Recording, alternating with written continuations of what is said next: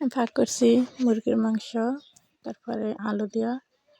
Hello guys, আসসালামু আলাইকুম। কেমন আছেন আপনারা? আশা করি ভালো আছেন। আপনাকে তো আমরা ভালো আছি আলহামদুলিল্লাহ। আর ফাঁকেরই আজকের না, আরও 2-1 দিন আগের আরও ফাঁক করছিলাম, আরও মাংস দিয়েছিলাম, এখানে এটা দেই নাই, রাখছি। এরপরে আজকে দিতে আসছি, ভাবতেছি আজকে শুধু আলু ভাজি করছি আর ডাল ফাঁক করছি, মানে বোনা করছি আর কি, ডাল টমেটো দিয়া।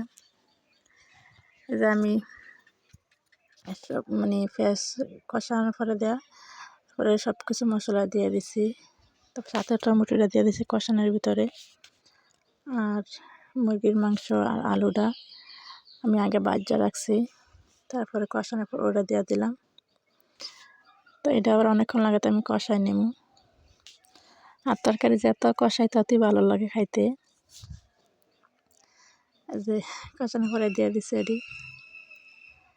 এটি আবার অনেকক্ষণ লাগে, এটা আবার কষাই নেব। হালকা জল দিয়েছিলাম, জল দিয়ে কষাইতেছি।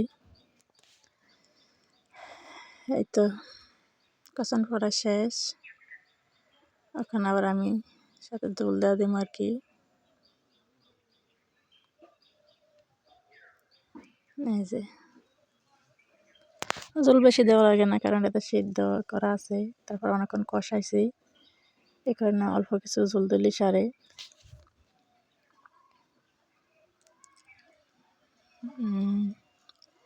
এই তো আমার তরকারি প্রায় অর্ধেক হয়েছে। আর যেটা মানে বাটা যেটা দিছিলাম, আর ওখানে বাটা যেটা দিই না, মানে আমি গুঁড়ি করে নিছি। আর যেটা আমি সব কিছু আগে দিয়ে দিছি। এই যে আমার রান্না শেষ। যদি ভিডিও ভালো লাগে লাইক শেয়ার ফলো দেবেন, আর ইউটিউবে দেখলে চ্যানেল সাবস্ক্রাইব করবেন, পাশে থাকবেন। আল্লাহ হাফেজ।